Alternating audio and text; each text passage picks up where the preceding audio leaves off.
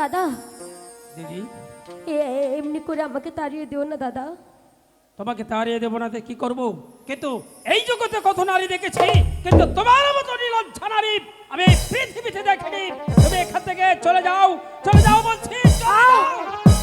দাদা ঠিক আছে, তুমি যখন আমাকে তাড়িয়ে দেবে, হ্যাঁ আমি চলেই যাচ্ছি।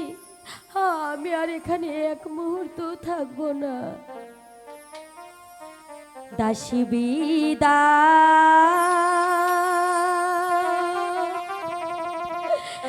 হলো ছোকরা রে, ও ছোকরা